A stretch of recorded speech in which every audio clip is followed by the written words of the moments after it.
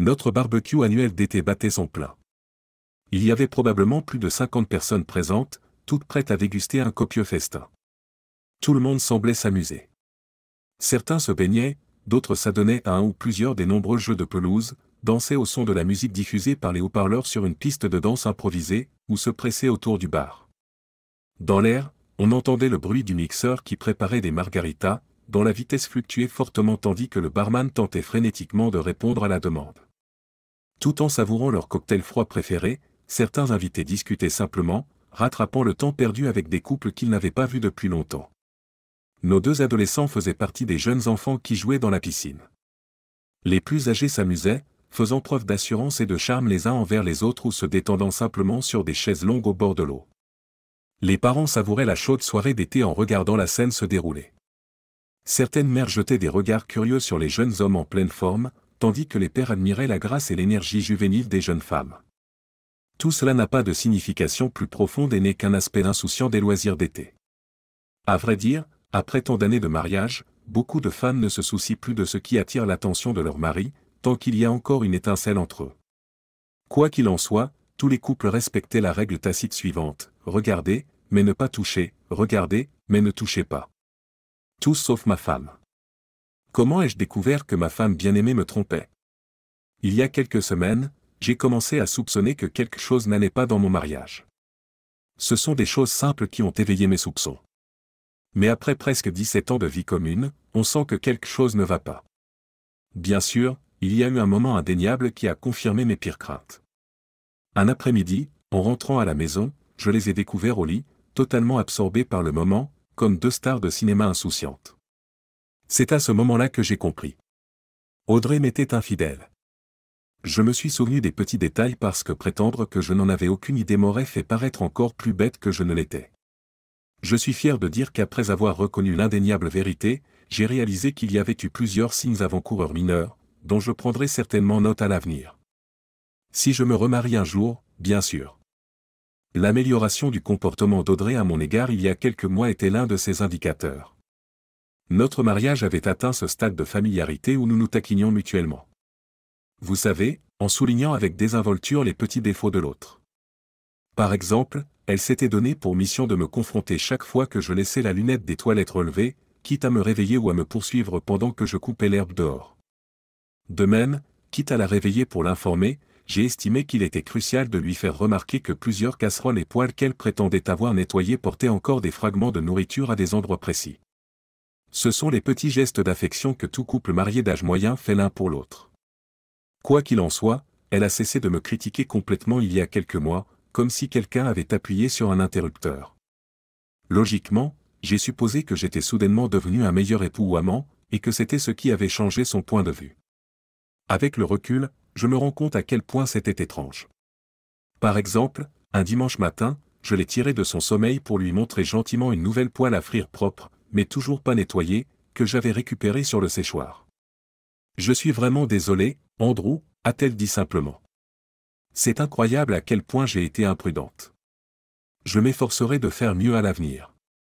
Elle s'est immédiatement rendormie après avoir reposé sa tête sur l'oreiller. Elle s'est soudain mise à me pousser à passer des week-ends entiers à jouer au golf avec mes copains, ce que j'aurais vraiment dû remarquer. Elle m'a également encouragé à aller boire un verre avec mes collègues de travail les soirs de semaine. Sérieusement, quelle épouse fait cela? À ce stade, je ne pouvais plus ignorer les signes. Audrey voulait soudain faire constamment l'amour avec moi, 3 ou 4 fois par semaine, au lieu de nos séances habituelles de 5 minutes le samedi soir, dans un soi-disant nirvana sexuel. Elle voulait aussi expérimenter des choses que, des années auparavant, j'avais très poliment demandé si nous pouvions essayer. Elle avait l'habitude de répondre en prenant un couteau de boucher dans le tiroir de la cuisine, en me menaçant avec, et en restant silencieuse. Mais le message était très clair pour moi. J'ai donc laissé tomber. Maintenant, tout d'un coup, c'était elle qui prenait l'initiative, et elle semblait y prendre plaisir. Audrey avait toujours beaucoup parlé pendant les rapports sexuels, mais après sa transformation, quelque chose semblait différent. Alors que je lui accordais beaucoup d'attention, j'ai cru l'entendre gémir en arrière-plan. Puis, sans crier gare, elle a dit, « Je crois que je veux des pommes de terre au four pour le déjeuner de demain. » J'ai accepté car, après presque 10 ans de mariage et 2 enfants, on prend ce qu'on peut. À un autre moment, nous avions des relations sexuelles régulières. J'ai toujours aimé garder ses jambes droites pendant que nous faisions l'amour, et elle a dit, « Bon sang, mes jambes sont si pâles. Il faut que je prenne le soleil. » Je pourrais donner bien d'autres exemples, mais vous voyez ce que je veux dire. Désolé, je me suis un peu écarté du sujet. Qu'est-ce que j'ai fait, alors, quand j'ai vu cette scène horrible? Eh bien, je suis peut-être ignorante, désemparée et en surpoids de 5 kilos, mais je ne suis pas une mauviette. J'ai donc fait ce que tout homme qui se respecte ferait dans cette situation. Je me suis assis par terre et j'ai pleuré. Je plaisante. Je n'ai pas pleuré. Au contraire, compte tenu de mon niveau de stupéfaction, j'ai pu dire quelque chose d'assez logique et raisonnable. Tu es sérieuse? Tu es la meilleure amie de sa femme. Tu as complètement perdu la tête? Avec le recul, je peux dire qu'il aurait probablement mieux valu que je m'effondre par terre et que je pleure. Au moins, j'aurais pu gagner quelques points de sympathie auprès d'Audrey. Au lieu de cela, ma réponse a simplement semblé l'encourager. Je veux dire, sérieusement, quel genre de mari, après avoir surpris un abruti en train de faire l'amour avec sa femme, choisit de commenter le fait qu'elle le fait avec le mari de sa meilleure amie? Captain Obvious, merci. Vraiment? J'aurais peut-être dû crier, je vais vous tuer tous les deux, salauds, puis leur lancer mon club de golf. J'ai un assez bon swing avec mon fer 7. Ou peut-être aurais-je dû dire quelque chose de plus masculin. Pour être honnête, cependant, j'étais complètement abasourdi par ce que je venais de voir. Aucun d'entre eux n'a dit un mot. Ils n'ont même pas essayé de se couvrir. Pendant quelques secondes, ils m'ont regardé dans le vide, comme s'ils avaient eux aussi du mal à assimiler l'absurdité de ce que je venais de dire. Puis, avec une indifférence totale, ils ont tous deux glissé du lit et ont commencé à s'habiller en silence. Leur nudité ne suscitait pas la moindre gêne. C'est Audrey qui a pris la parole en premier. « Jake, mon amour, je crois qu'il est temps pour toi de partir. Andrew et moi devons parler. » La seule réponse de cet idiot a été « D'accord. » Sans même me regarder, et encore moins me demander comment j'allais, il est passé devant moi après avoir fini de s'habiller. Comme s'il n'avait aucun souci à se faire, il est sorti de chez moi. J'ai eu envie de lui dire quelque chose d'effrayant ou d'intelligent en sortant, mais après ma démonstration étonnante d'il y a quelques instants, j'ai prudemment tenu ma langue. Puis, comme si j'étais un petit enfant, Audrey a commencé à me parler avec condescendance. « Je suis désolé que tu aies dû voir ça, ma chérie. » Elle a fait une pause, puis a ajouté, « Ça ne veut rien dire. Il n'est qu'une petite distraction pour moi. Cela ne change en rien l'amour que je te porte. Ça passera vite. » Blablabla. Bla bla. Elle s'est rhabillée avec désinvolture et dans l'indifférence la plus totale pendant tout le temps qu'elle a parlé. Je n'arrivais pas à savoir si elle ignorait vraiment les marques de morsure rose-rouge sur sa poitrine ou si elle prenait volontairement son temps pour que je les remarque.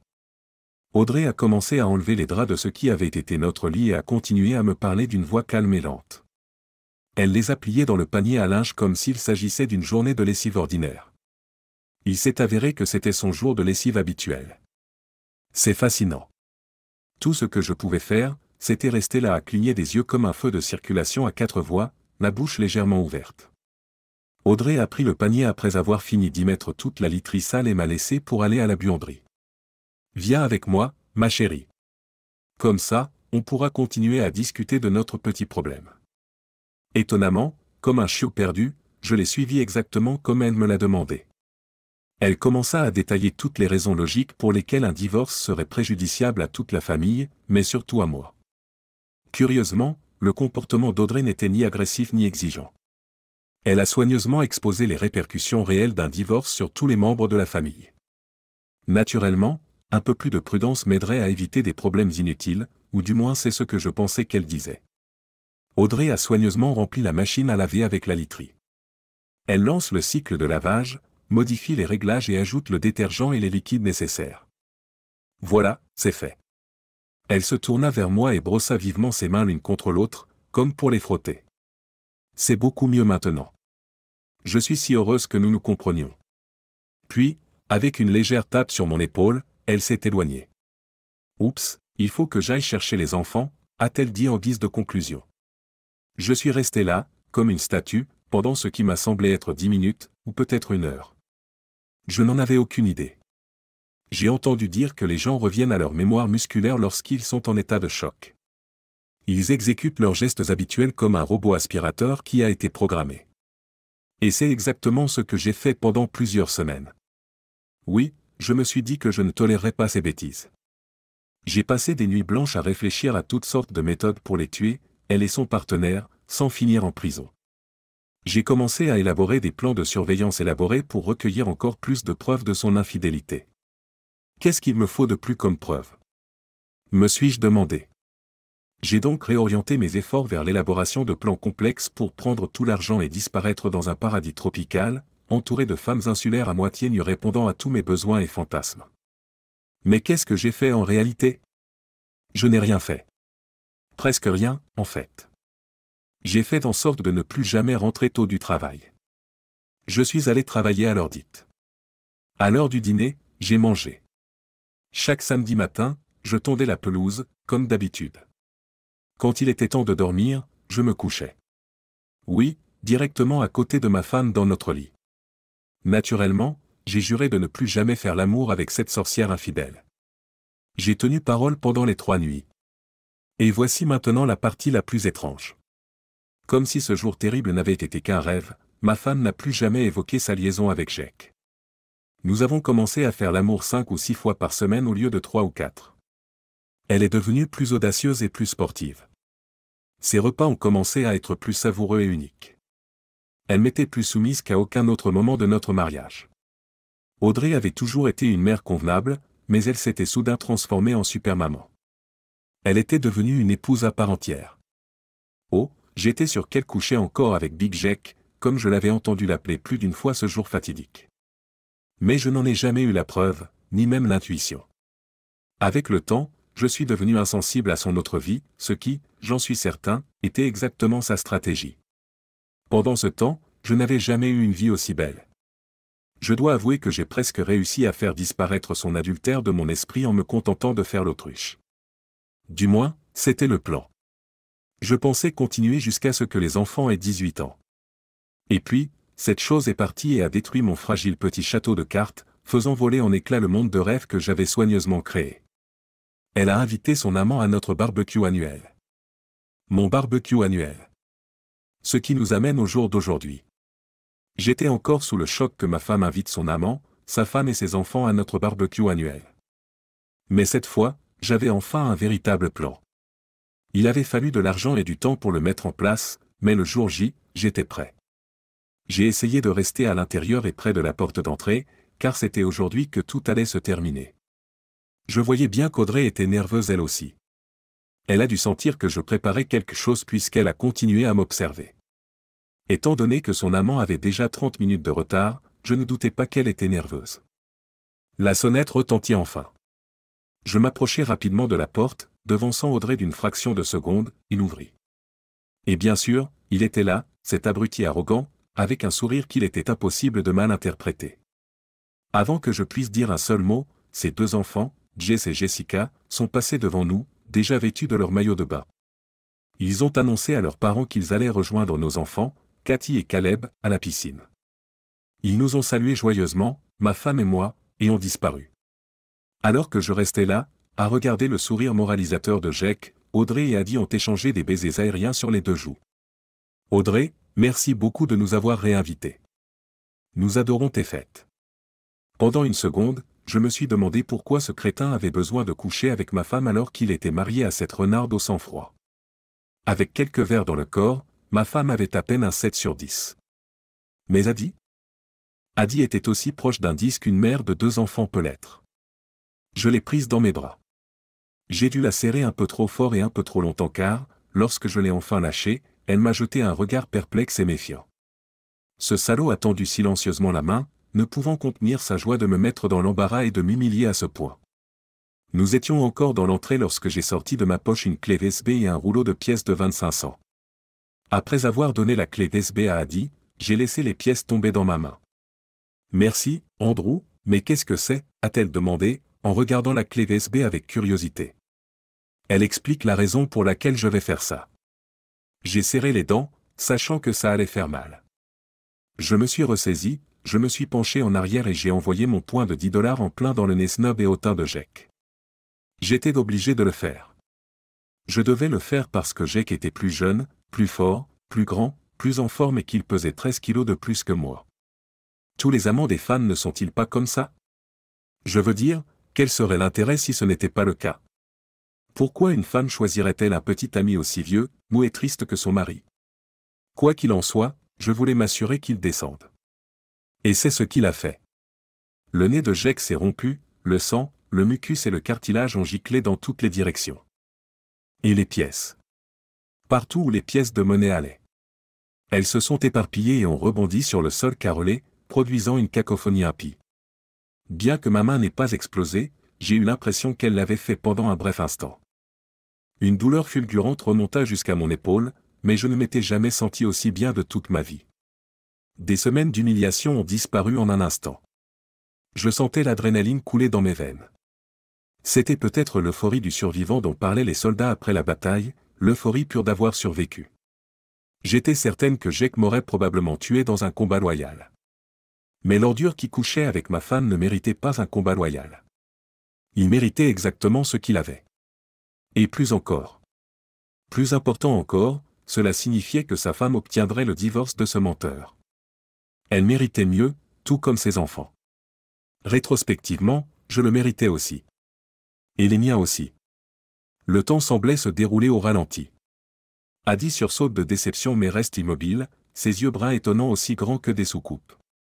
Audrey s'est agenouillée, essayant de réconforter sa maîtresse à moitié consciente, et j'ai remarqué qu'une foule commençait à se former. La nouvelle a dû se répandre rapidement, car notre salon s'est rapidement rempli d'invités.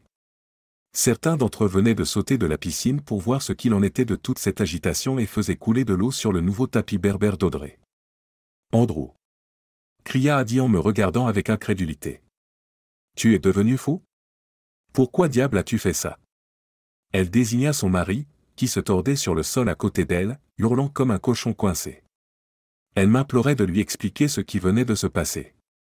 Parce que, Adi, ton salaud de mari couche avec ma femme depuis plus de 6 semaines. Le carrelage italien a légèrement tremblé lorsque ma femme s'est effondrée, évanouie, et qu'un bruit sourd s'est fait entendre. Il y a eu un bruit sourd. Cela ne pouvait que faire impression. Malgré le choc, je pouvais presque voir de la vapeur sortir des oreilles d'Adi. Ce que j'ai trouvé remarquable, c'est qu'elle ne s'est même pas demandé si ce que je venais de lui dire était vrai. Il faudrait que je l'interroge à ce sujet un jour. Tout est sur la clé USB. Les photos, les vidéos et l'audio, continuai-je en faisant un signe de tête vers la petite clé USB en plastique vert qu'elle tenait toujours dans sa main. Heureusement que nous avions un salon spacieux, car à part les plus petits, tout le monde s'était entassé pour regarder le spectacle. Les petits-enfants, bien sûr, ne prêtent pas attention à ce qui se passe en dehors de leur propre monde, alors ils ont continué à nager et à s'agripper les uns aux autres. Pendant ce temps, Jake et Audrey commençaient à reprendre conscience.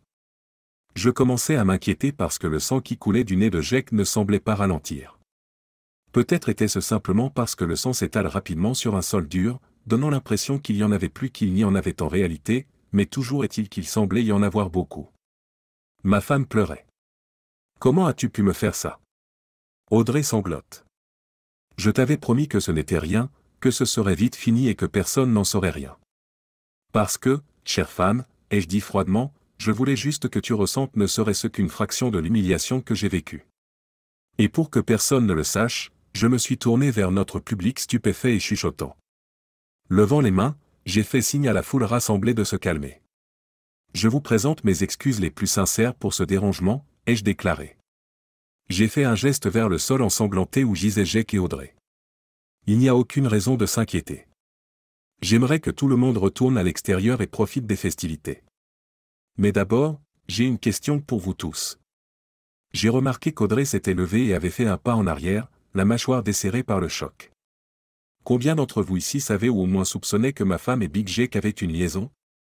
Au début, quelques mains hésitantes commencent à se lever, tandis que les fêtards embarrassés se jettent des coups d'œil furtifs. Mais l'union fait la force. Au fur et à mesure que la tension diminue, de plus en plus de mains se lèvent, de plus en plus haut. Je comprends. Il semble donc que plus de la moitié d'entre vous étaient au courant d'une manière ou d'une autre.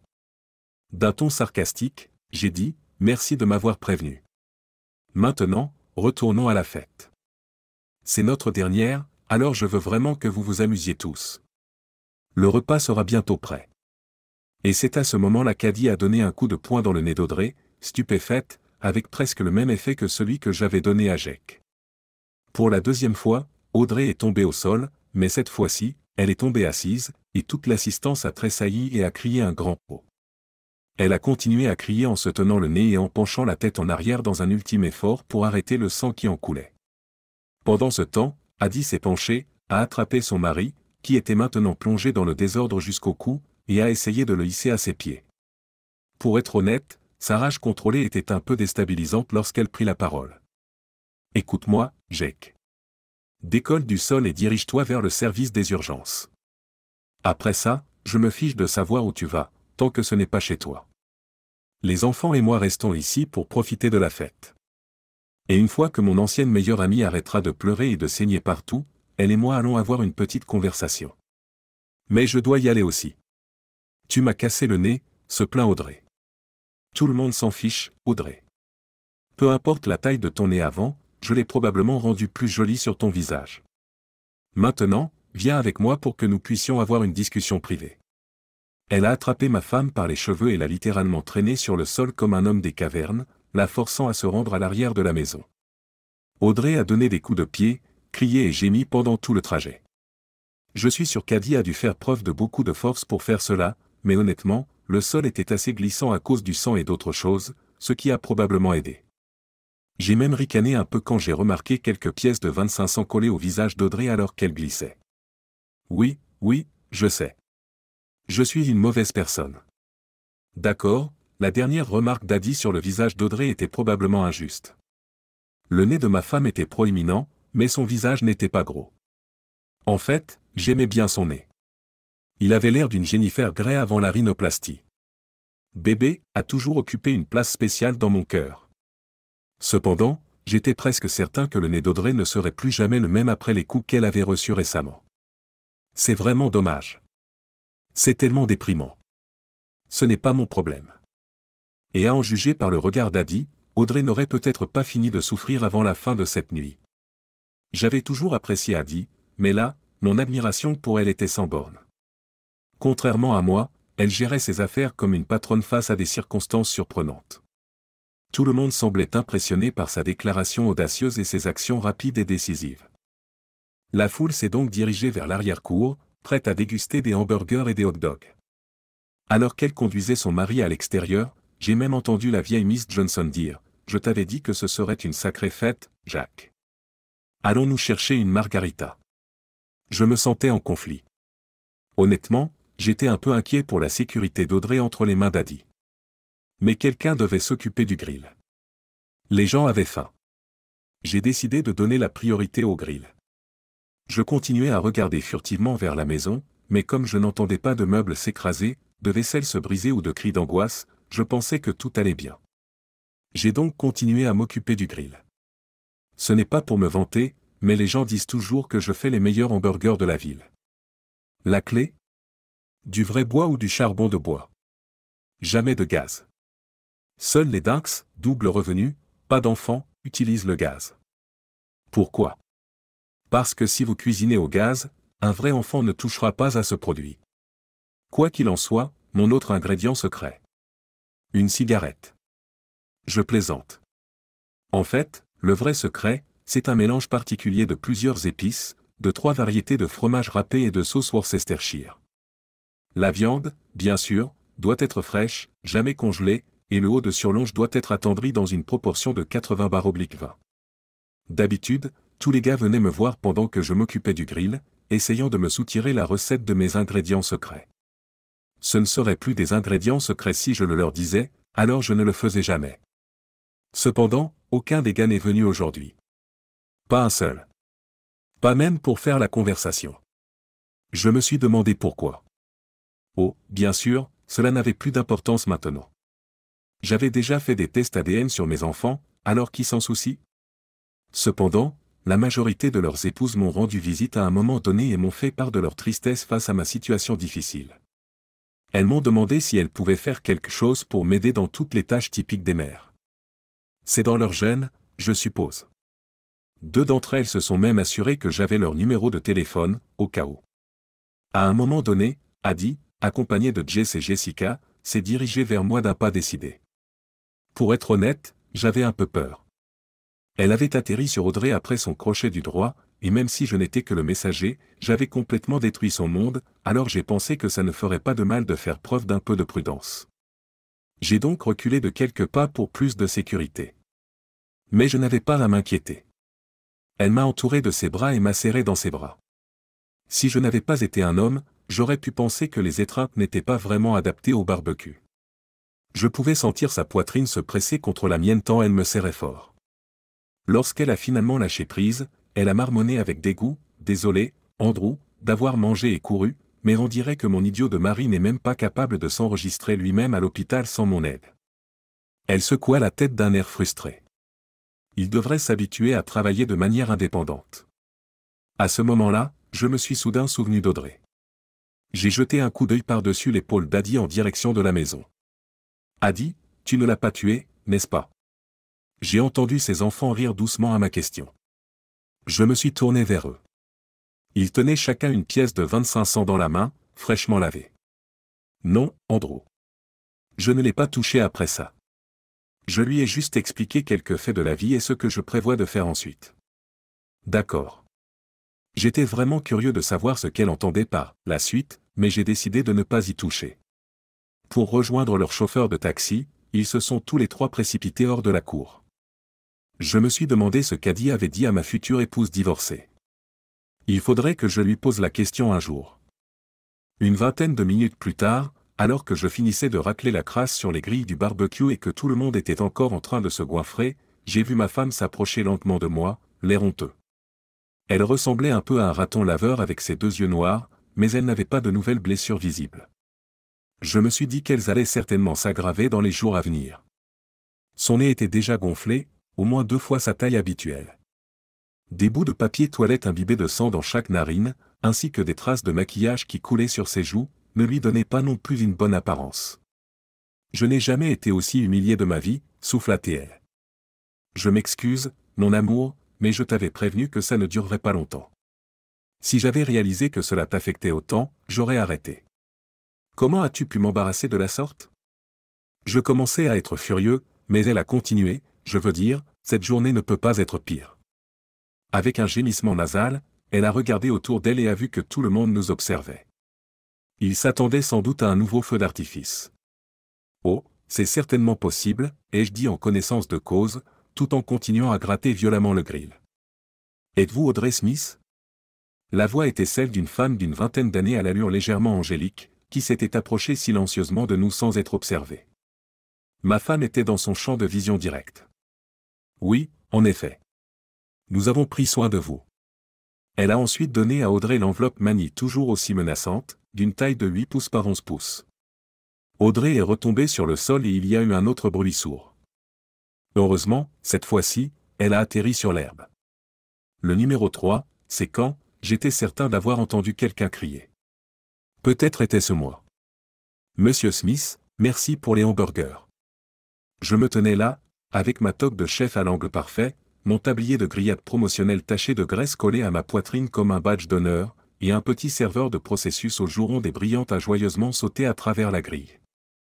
J'ai expiré et j'ai regardé magnifiquement autour de mon domaine. Un vrai mec. Absolument.